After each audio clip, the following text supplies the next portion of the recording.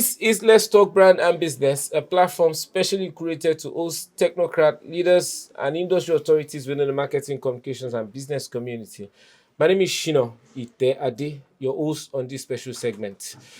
Today, we have the honor of hosting a trailblazer in experiential marketing and the first female president of the Experiential Marketers Association of Nigeria. As the CEO and lead consultant of Asta Integrated Marketing Limited, she has nearly 2 decades or over 2 decades of experience creating innovative campaigns for some of the world leading brands. Her journey through the marketing communication world has been nothing short of remarkable, from working with clients like Nokia, MTN, and the British Council to pioneering impactful initiatives in both private and public sector. Our guest has consistently demonstrated her expertise and passion for the industry. In today's segment of Let's Talk Brand and Business, we'll explore our insights in the evolving world of marketing communication, the role of experiential marketing in brand storytelling, and what it means to lead with purpose in a dynamic and challenging environment. Viewers, join me welcome Mrs. Tolulope Medebem, President, Experiential Marketers Association of Nigeria, Exman'S. You're welcome to Let's Talk Brand and Business. Thank you very much, Shina. It's my pleasure. Now let's talk brand and business. What does it mean for you to be the first female president of this association, Exman'S? And how do you think your leadership can inspire more women to pursue leadership roles and courses in marketing communication industry? I mean, I've been in this industry for 24 years to be precise. I started working in 2000. And at the back of my mind, it's never the first female president. I'm doing a service. So I'm not thinking about it in terms of female, because as far as I'm concerned, it's a service regardless. And those are some of the things that honestly today I'm hoping that, why does it have to actually be an issue that she's the first female president? I mean, she's the president. The industry is male dominated. Exactly, that's it. So that's why then it now goes into the main question, actually, where I'm hoping that this is also now an opportunity for the female in the marketing communications as well. I mean, Bumi Oketu as well, when she was president of AAN, I think she was the first female as well. Yeah. And that's to show to people that these things are doable. You understand? You give your time, you're consistent in whatever it is that you're doing. And within that same segment, actually, I've actually also been first female vice president twice. And I mean, somehow, here I am. And yeah, I'm hoping that that's also an opportunity for younger women as well as women seeing it. And we also then have someone we're also all looking forward to showing us that regardless of the industry, it's doable. When we reference Kamala Harris, I mean, it's doable regardless of whatever industry you find yourself. So imagine America with they had the first Black president. So imagine them with the first female president. And then think about a male-dominated industry like ours with the first female president as well, like you've said. But all of that is regardless. If I didn't have all the guys with me along the journey, I wouldn't be here. So that's why I'm like, okay, fine, yeah, first female president, but it's something that we all did together. And it's also then an opportunity to showcase to the younger people that it's doable. At the end of the day, it's a collective, and together, yeah. But would you say the industry has a level playing field that supports your gender to really thrive in this industry? I mean, if you count the level playing field, this industry, any industry technically. But I say to people that I'm the one person on a good day, I don't talk about equality, because you and I are male and female. We're not the same thing. What I'm after, technically, is equity. So if you put all of us on the same platform, if we're all on the same riser, on the same height, what is it that we can do with that platform? I don't know if you get what I'm saying. So at the end of the day, yeah, if that, the level less of the playing field, of course, it's not only experiential. It's a general thing. You hear of actors talking about, and that's not even Nigeria, you hear of actors talking about the fact that they're not getting the same thing as their male counterparts and all of that. That's not Nigeria.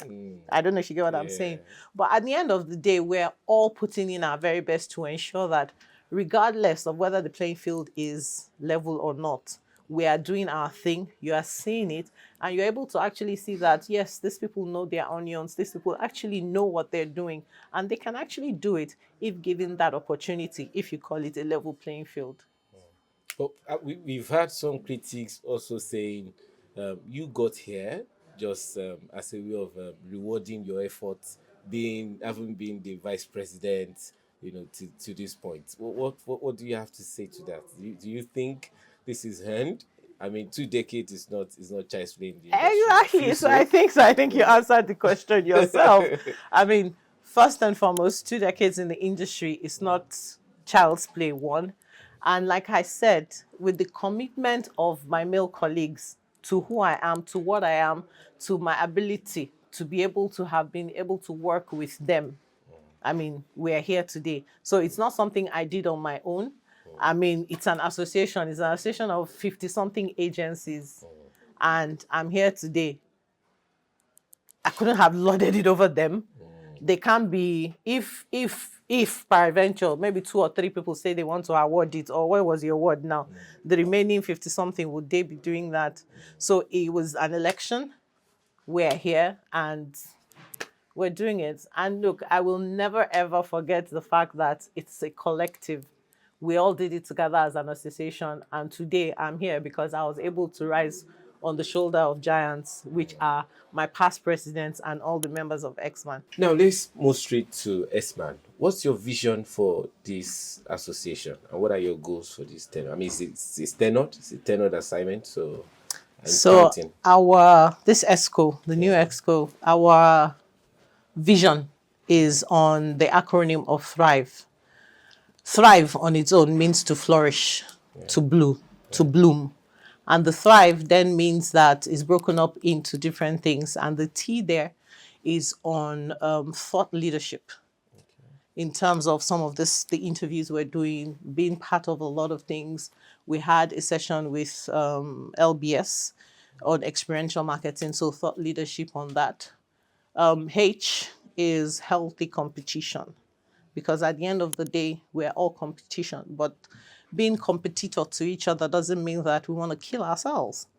We're going to be on in situations where we're friends, where we're relating and all of that. So regardless, we need to be able to see ourselves as friends. R is building relationships, which is kind of like along the healthy competition and all of that is all of us having relationships regardless. We have I, which is inclusiveness. Inclusiveness, carrying along the ladies, carrying along the younger people, carrying along everyone. So X-Man is not about the students as well. X-Man is not about the C-suite level. It's about everybody. Everybody needs to be involved in this. Everybody has a part in whatever it is that we're doing. And those are the things that it is. The V is visibility, for us to be visible, for people to see and understand that there is an experiential association, an association that actually is trying as much as possible to self-regulate the practitioners within experiential under the guidance of Archon. And then the E is engagement, constant engagement. We have what we call the advocacy committee, where we're engaging with everyone, with HASG, with MIPAN, with Archon, with the government. And I mean, those are the things. So those are broken up. And those are the things that, I mean, in the past 1 year, we've tried to work on, because we've done a year in our tenure. We're in the second year. And those are the things that we've tried or we are working on. And I think to a good extent, we've done well on that, because we had our AGM in July. And we're actually able to feedback on the acronym as we have put it in that, okay, this is our manifesto, so to say, for this EXCO. And I think to the glory of the Lord, we're doing that. We're engaging on the level of HESG. We're having a lot of thought leaderships. Like I mentioned, the LBS thing. We're engaging with students. We have relationships with Unilag, UI, Yaba Tech. I think I saw a student in my office just coming here from Covenant University, and like that, like that. And I'm sure the same thing, because one of the things we also then committed at the last advertising colloquium as X-Man was to have interns come into any of the agencies. And I think I saw one, like I said earlier, come in to speak with someone when I was leaving. And yeah, that's it. And yeah, we're doing that. And What are your high moments, if there are, in the last 1 year? I mean, you've mentioned Thrive, yeah, and it seems a whole lot has been done within a that one whole year. lot. I So, mean, one of my oh, highest moments was March this year, okay, where we had a major event for our March 15 or 16, which was supposed to be celebrating the International Women's Day, where we had the plan was, look, if we have 50 females from the different agencies, we'll be happy and all of that. I think we had over 120 female agents from the agencies. It was a very impactful session because you got to listen to people. Remember, I said we're trying as much as possible to be inclusive. It's not only for the upper echelon, because yeah, again, even at that, we realized that at a certain level, they just seem to fester. It just disappears. Where's everyone? And then you now see them, if you do see them at the upper level. But you see so many young people at the beginning, and then in the middle level, they just disappear. And you're asking. And then at that session, I mean, it was a high moment for me because that way you're able to engage with a lot of them. You listen to them and you could understand that, okay, this is what's going on. So if that is going on with them, then and as an association, we actually need to take note of that. And things like people are getting married at that stage, people are having children, there are a whole lot of things, and they don't have support, so to say, or they think they don't have support, especially if you understand the industry that we are in is kind of like high paced, high impact. You need to be like on your feet. So you're thinking to yourself, and I'm like, no, some of us have done it. I have three girls. My youngest is 20 something, and I did all of them. I mean, if I've been 20 something years in this industry, and I have my last one, so I did all of them in the same industry, and I did, and I was working. All of my children, I worked till the last day. I don't know if you get. yeah. So you can do it. And those are the things. So that for me was a high moment, being able to understand that, okay, yeah, we have a problem and we can solve the problem because it is a solvable problem. Another one for me was our recently concluded AGM, where we had the DG come to speak to us. And him coming to speak to us, I mean, it's not new, but the fact that he actually did came and he said to us that, look, I'm open to you guys. Anything, this is an industry that together we all have to build together. That was also a very high point for me because this is the DG coming to us and letting us understand that, look, building this industry is for us together. Yes, we know that, but he's come to make a commitment to us. That and so many other ones. Okay, you just spoke about your connection to Arcon now, but many still believe the experiential agency, the S-man, is highly underregulated. I mean, that's giving room to quackery, lesser quality in services. What are you doing about So this? X-Man is 11 years old now. And in that 11 years, the greater percentage of the work that was done by our former presidents was to ensure that we got tied to Arcon. I think of all the sectorial groups, we're the only ones that got in at a point where it was like a government thing. And we were backed by government to become part of Arcon. I don't know if you get what I'm Yeah. saying. And we joined up with Arcon like a couple of years ago. And the reason why these former presidents were fighting for it is really because of this thing that you said. Remember, I talked about self-regulation, and that's why X-Man started, because it was an industry that seemed to be like, what's the word now? Low barrier for entry. So anybody that feels that they've done something with a client or whatever feels that they can do it. And then we all looked at ourselves, we would have been doing this thing for years, and you're asking yourself, is that what it is? Is this who we are? And that's how people started. And then they were pushing, because at the end of the day, the backing of Arcon then gives us legal backing. Where now, today, Arcon is sending letters along with us saying to people that if you are not working with X-Man agencies, you are in trouble. So when X-Man begins to do corporate licensing and begins to be serious about it, then they start checking companies that are not working. And then today, you have a situation where clients are writing to you and asking you questions. Is so agency and X-Man agency? It's a win for us. and you ask, yeah, some of the agencies, you can ask them. I mean, it was another high moment for me at the AGM when people actually said, yes, my clients have asked me if I'm Xman registered. So those are things. So these are all work in progress. Like I said, us getting into Arcon was a journey. It wasn't it was not just like that. It was a journey, and we've walked that journey. We're still walking it because there's still a lot, because there's still so many people that are out there that will definitely be joining us, but it's a process and we're on it. Okay, so you have just 53, less than I think 60 we're about 60 though. 60 Yeah. agencies. But the numbers are out there. What plans are you putting in place to also um, make make it attractive, make the association attractive for some of those people that we refer to as quacks, or maybe unregistered members, because we Yeah. have lots of them. And I mean, anybody just with dancing crew out there, just you have an experiential So marketing with agency. that, with the dancing crew, we don't want the dancing crew if you are not an experiential agency. I don't know if you get what I'm saying. So as much as we want to have, it's not, what we're after is not quantity. Okay. What we're after is quality. And when I say quality, it's not necessarily that you must be a highfalutin, big name or whatever agency. No, it must be that you know what you're doing, you're a professional, and you are able to do it. I don't know if you get what I'm saying. Today, as Xman and other sectoral bodies, we also have this thing. Part of what we committed to Arcon to become corporate licenses is also an insurance. So all member agencies of any of the sectoral groups has an insurance liability, I think about 500 billion or so together. And the idea behind that is, God forbid that anything happens to any of the agencies, you have insurance covering you. So if you decide that you want to work with that person out there, and then you have issues with the Is, person, is, is this active now? The insurance you yes, talk about? Oh, oh yeah, okay. it is active.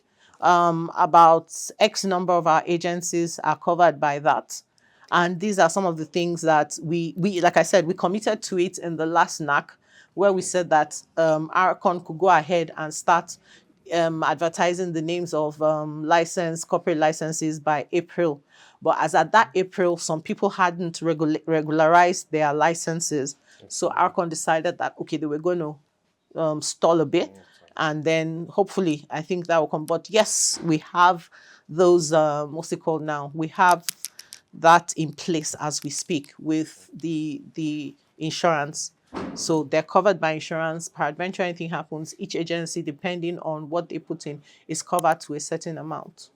If you're saying you're not embracing the dancers in quotes that we talked about, where do we now? Because they take a chunk of the same budget we keep talking about These from these dancers you're guys. talking about, if when I say we're not embracing that, is these dancers you're talking about, it's not because they are dancers that is the issue.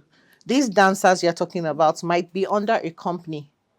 That Okay. company is expected to actually register with Xman.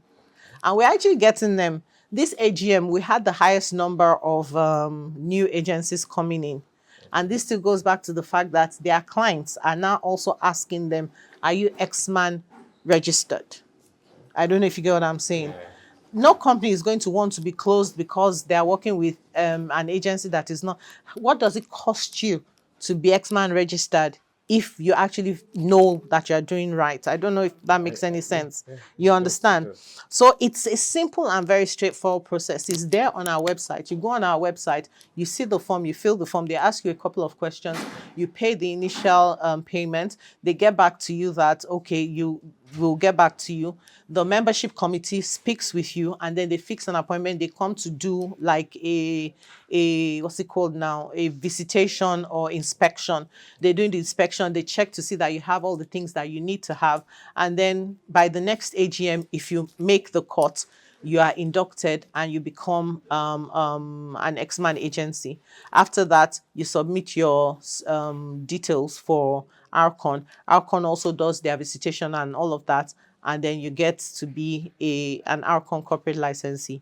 You understand? So if you really believe that you have what it takes, you can do the work. And why are you afraid of joining an association? Join the association. Let's together build the industry. Some people build the industry to where we are at today. Why do we want to now break it up?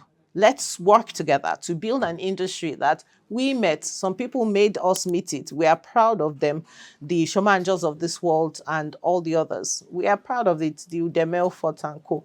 So let us also do what they've done. And looking back, we all say together we work to build the industry, not to fraction it. Okay, could it also be because I'm not overflogging this, but No, it's fine. could it be also be because the association is not really looking out for its members, How? irrespective of the years, because like you said, it's barely it's just 11 years plus. And So one of the things that, for instance, I just told you about the corporate licensing with Arcon, that's looking after. I just told you about the insurance, that's looking after. We have a value committee who is also looking into other things to ensure that you get your value. As we speak, we also have discounts with hotels and like event centers and some of that. that covers the members, all members of Exman. Yes, yes. We also have something that we're working on. It came from the past regime. We're still working on that, where assets, I forgot what they call it now. So it's like everybody that has some level of assets as within your system, you put it in a pool. And then people from all the agencies can actually get to use it. Of course, it's not free, you understand, but it will not be what you'll be paying if you hire from somebody else. And we're already getting those benefits from agencies like, I think, EXP, from Oracle. I think, I'm not sure about Connect, but we are doing that. You understand? And the idea behind that is these are values that you are getting from being an X-Man agency. Part of that value is still the fact that today, like I mentioned earlier, if you are not an X-Man agency, some clients are saying that you better go and register, else you will not be able to work with us. And they are saying it to you because you are their friend. They can just drop you, but because they are your friend, they're just saying, you know what, those just don't cause problem for yourself. Just go and register. I have an agency that hadn't registered for, that hadn't paid their dues in a long time. Of their own, they called and asked what was their outstanding, and I know that is because something had happened with a client. Right. I don't know if you get what I'm saying. So it's not a walk in the park. It's not something that is going to happen like that, but it will happen because it is happening.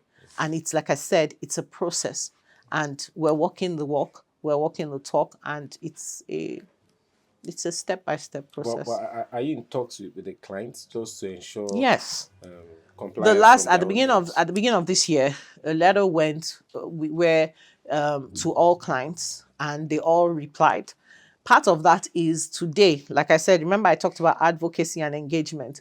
We have an advocacy where it's also disciplinary, where they say to you, it's kind of like a whistleblower situation, where people have, these are some of the benefits, where people are having issues with their clients on some things that came off of the ISOP. I don't know if you're aware of what ISOP is. Yes. So off of that ISOP is another benefit for us, where you are able to say to your client that I can't do this for this reason.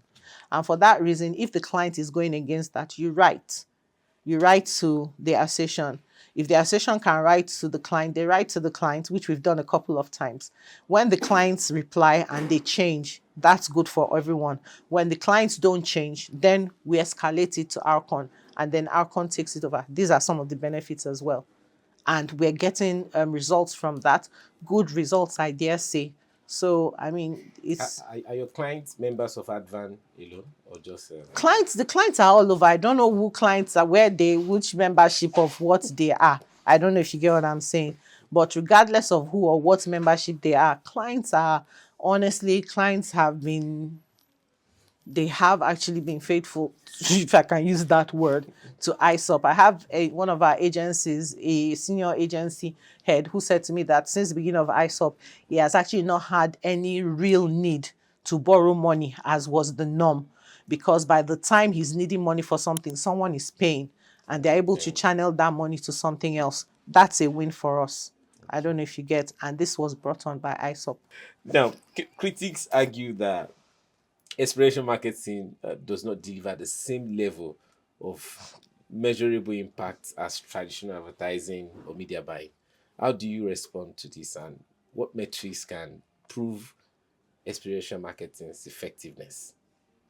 Today, thankfully, there are a lot of metrics to do that. Even us now today, to measure, we use Google Analytics to measure our activities. And that's why I always say that technology is not something we can all run away from, because with all our activities, we have to tie them to some level of measurements. There is measurement in terms of when time we do evaluation reports. Our evaluation reports, first of all, takes in things like brand awareness, things like consumer feedback, and then what's the third one now? I can't remember what that one is, but those three always are one of the things that we always have in our evaluation, because these are what we use measurement for. Our measurement for that is in terms of, when I say brand awareness, what is the customer's reaction to your product? How many activities can you do, especially with traditional advertising, that you're saying that you can get instant feedback from your consumer? It's only experiential. It's only experiential. And with experiential, the consumer is immediately going to say, oh, I don't like that smell. Ugh. Oh, I love it. Da, da, da. So even if it is one of a million, you have an idea of how they are reacting to it. And I find that, yes, it might not be 100%, what's the word now, accurate. But that is the one aspect of marketing communication where you can get instant feedback. Or tell me what other elements, which other elements can you get instant feedback on communication? Tell me. Experiential. Why? Because you are consumer Instantly, facing. when you're talking Yeah, about instantly. instant. You are consumer facing.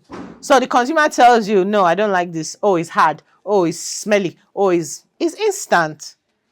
Now, instant for you now is variable, because you are measuring. For me, I would rather that instant to all these other variables, because the truth about it is that way you know you actually felt, and that's what experiential is all about. So what are you measuring, Gongo?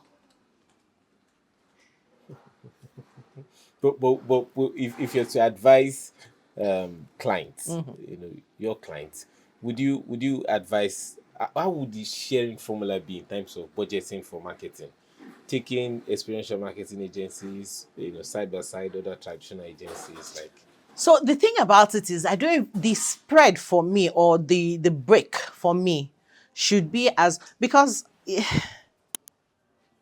I use an example of a favorite beverage. Anytime I do sessions, I give example of one of our favorite beverages, drinks. And I say they're probably one of the biggest. But in terms of being big, they've never, ever, ever stopped engaging with the consumer. Why? Because they need to continue to be in the consumer psyche. They need for the consumer to keep on engaging with them. And all their communications doesn't even sell the brand. What is telling the consumer is that I'm there for you. I'm your pal. You can share me with your friends. I'm always there in a friendship situation. I'm always there in a kinikon situation. That's all they're saying to you. Why? Because they're building an emotional connection with the consumer. So when you're talking in terms of share of spend, more often than not, when we're doing marketing communications as products or brands in Nigeria, at the back of everybody's mind is always sale, sale, sale, sale, volume, volume, volume, volume. But how much of your product are you selling when the consumer doesn't even engage with that brand?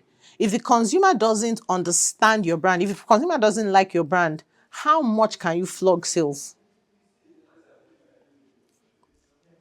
Do you get what I'm saying? So that's where when I do activations for my clients, I always have to let them know and understand that first and foremost. And there's this thing we used to call the CDF funnel in those days, where you're taking the consumer from awareness through to trial, through to advocacy, through to then becoming, oh, this is my brand. I don't know if you get what I'm saying. And more often than not, when you're talking experiential marketing is that awareness stage where you're getting the brand to know this, where you're getting the consumer to know and understand the brand, where you're getting to get them to engage with the brand, and then you're getting them to now, okay, try, oh, great, yeah. Then from there is based on the level of awareness, based on the level of empathy, or based on the level of, I don't know the word to use now, that the consumer has gotten with that brand.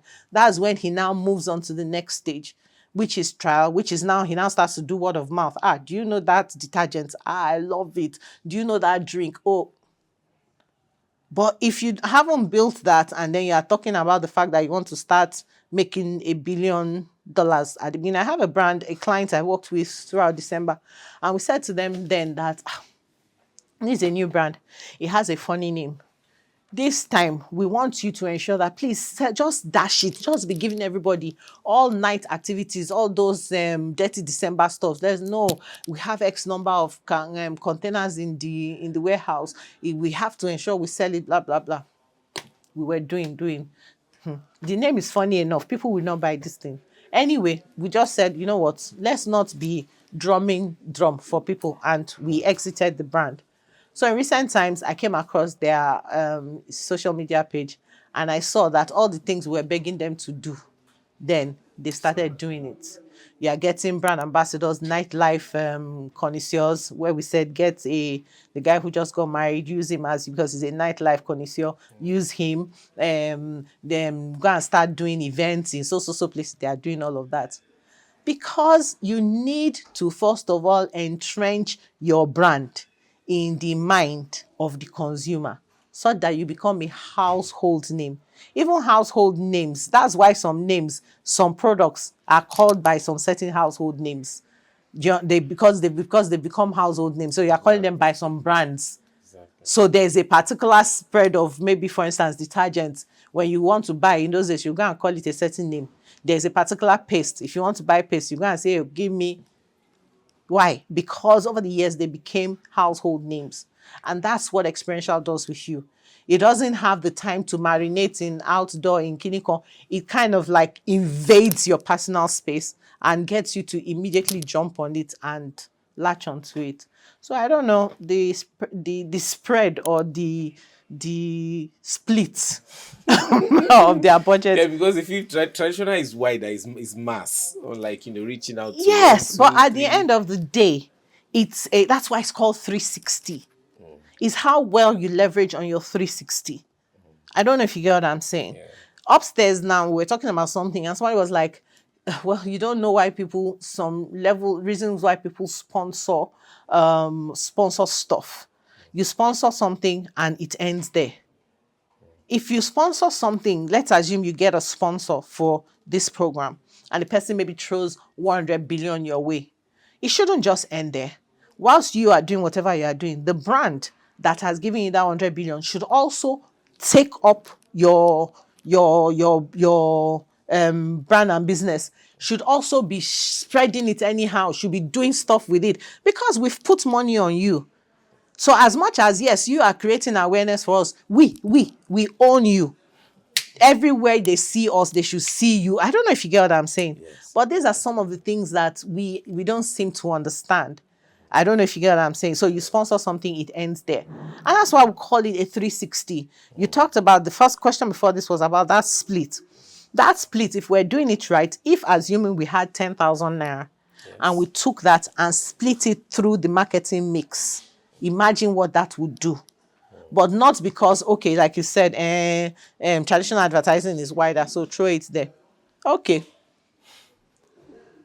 At a point when the Telemundos were a busy world, were famous or popular, I don't watch them, but a lot of brands were sponsoring them. Why?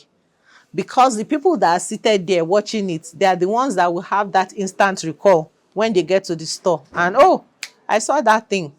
Yes. But some people will say, Telemundo, why? But people that were thinking were like, the woman that will go to the store is the one that is watching Telemundo now. So Meet them there. do you get? And that's what it is. So when you are doing that, and then maybe it is a drinks product, and then you now follow up by taking it into schools, and then you now pester power, you now take the child. The mother is seeing it on Telemundo. The child is seeing activation that they are doing in school. Even if it's ordinary paste self, you are just coming to their school once in a while, you are sampling them. Say, mommy. So between those two, The mix is complete. Yes. Good. So, how has digital transformation impacted experiential marketing agencies in Nigeria? Are agencies embracing digital tools effectively? Do you think? Effectively, yes. I guess it could be better, and we're all working on it, because at the end of the day, digital for us is a lot of augmented reality, virtual reality, and all of that. And all of this are essentially to enhance the consumer experience. You understand? And then, I mean, you're having instances where people, they're having concerts on virtual concerts. You understand? Yeah. I'm not sure if we've gotten to that level, but I actually attended, I think, Burna Boy's concert virtually, and I mean, it was, it was wonderful. Do you get?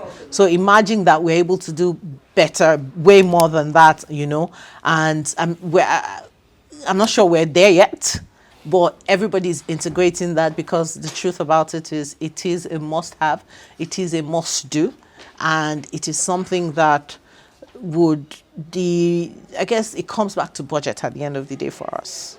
I don't know if you get, because yeah, to do that is quite a bit, but we're getting there.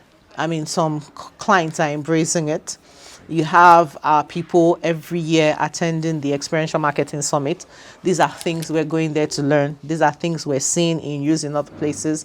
The Singapore Experiential Summit is, that one is gone. You get, but we're there. We're on it, and yeah, it gets But better. should you not call for more collaboration or affiliation like we have, some years back? We still do, for the agencies, advertising agencies directly, where you have, bigger affiliations with the, let me say, foreign counterparts. So at the end of the day, with a lot If of there are the, limitations of having some of those gadgets and things, yeah. so the limitations will still be there at the end of the day. One of the things, where we're able to do that now is still working on these partnerships with some of them.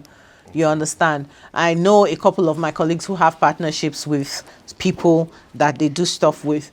As a company, we had done something last year in October, where we had to, so part of the rider that they sent, but they brought in some things to now lock our technology with theirs. You understand? So yeah, we're doing that. We're collaborating. It's not on a massive level. It's, I guess, is our need base for now. But yeah, it's happening. Because don't forget that in Nigeria now, where those days, a lot of what's the word now? I'm not sure that a lot of people were benefiting from those associations, so to say. And if is that association, the association has to be a certain percentage Nigerian to work here. So that's why it's, so if on our own part, not being fully integrated into that, it's kind of like on a need to use basis, then we associate and partner. All right, Ma.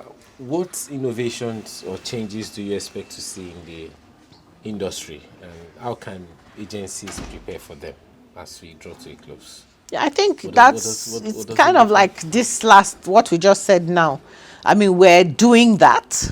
A lot of augmented reality, like I said, Say in the next 10 the, years, 5 to 10 ah, years, to put a number to it. in the next 5 years, a lot is happening. I just said to you that Singapore has gone.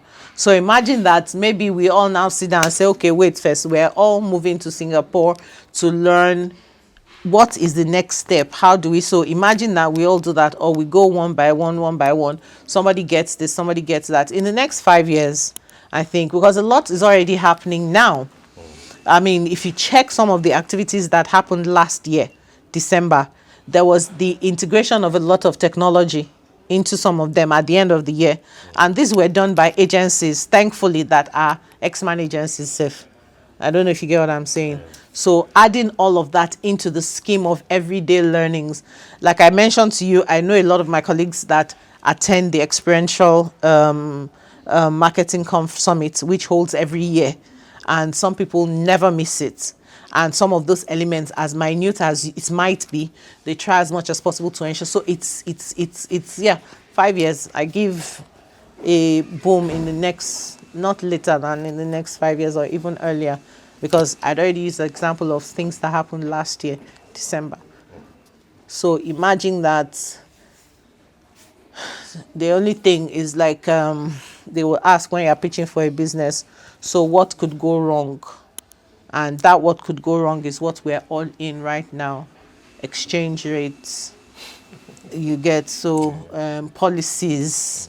So those are some of the things that might affect or is affecting that boom in your face technological explosion in experiential marketing. All right. On a final note, you seem to be very passionate. You are not. You are very passionate about the experiential marketing agencies. As the president of Exman, what do you want to be remembered for when by the time you're handing over the baton and you become an ex-president? So I've been in this industry, experiential marketing, for 24 years. Like I said, I started in 2000. So this is 24 years. And yes, I am passionate about it. Someday, sorry to interrupt. Someday we'll talk about your journey, because I wanted to ask if you saw this coming. When you came in 24 years ago, were you planning to niche, with the experiential marketing agency? So I came right into the experiential marketing agency. So 20 years ago, 24 years ago, so it's a digression. I studied dramatic arts, and I served in Clink Studios. All my life, for some reason, I'd always wanted to do animations and editing and all of that. So Mustafa Amigo, late now, Funky Mala, was friends. He was my friend or friends to one of my Exman'S, and he knew Kingsley Ogoro, so that's where I served in Clink Studios, editing. What's the word now? Some of the old movies would have my name there as subtitling. Okay. You understand? So I did that years ago, and one of the people I worked with as an editor, when I finished serving, looked for me, and I worked for him. And then I went to AIT because, like I said, broadcasting was what I majored in, so that's what I wanted to do. And he looked for me, and why? Because he was starting a company, an experiential company. I didn't know what that was then. That was in the year 2000. So we started the journey. I went to South Africa for some trainings and all of that, because then we had one South African company as a partner, Octagon 8, or something like that. So that was where the journey started from. And yeah. So I've been in experiential marketing actually for 24 years. Not marketing. I know it took you away. Nothing. Maybe digress into PR. I never did. Into media buying segments. No, I never did. I've always done this 24 years. I say to people, when I talk to people, I say that I think I'm one of those few people that, when they say that you're working and it's play, you enjoy your work, so you wake up every morning and let's get this, that's me. Now, maybe now with the responsibility of, oh gosh, like I said to you when we're talking there, that's the business has to keep going. You understand, the business has to keep going. But even at that, you go to work, you bounce into the office, everybody's fine, you're good. So what's up today, And I've done that for 24 years. And I'm not sure I've had any reason to regret it. Maybe now, like I mentioned to you, that maybe now you start thinking about farming. I want to set up. I don't know. I have people who will be okay. Fine. I have something else I'm doing, but I've never. It's not still back to where I started from. I have an online radio. Actually, it's called Boom FM, but it's run by my friend, Shola Rogers. But even at that, this is what I know.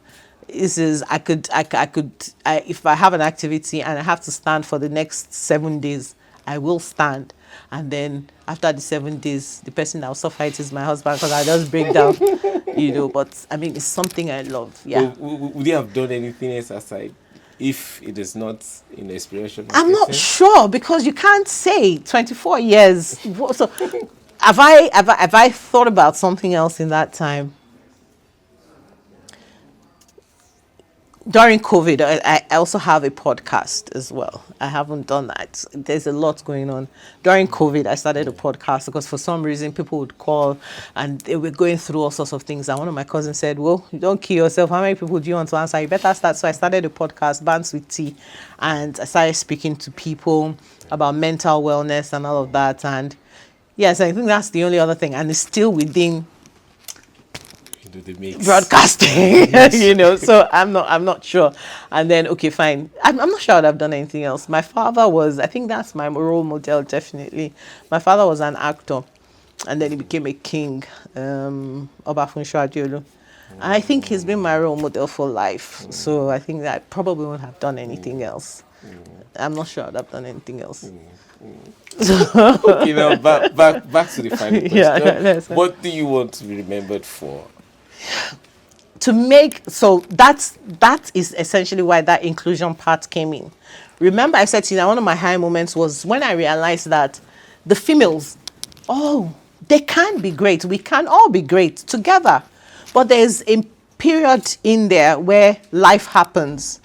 I want to be remembered for having ensured that when life happened, these people had a shoulder to lean on. They had a shoulder to step on, the same way I stepped on the shoulders of those guys.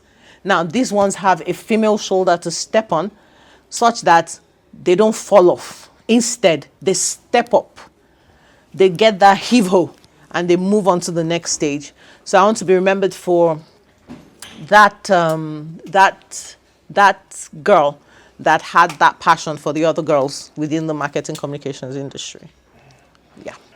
And this is where we draw the curtain of Let's Talk Brand and Business with Shina Iteade. Thank you very much, My pleasure. Mrs. President, for coming on the show. Thank you very much. It was my pleasure.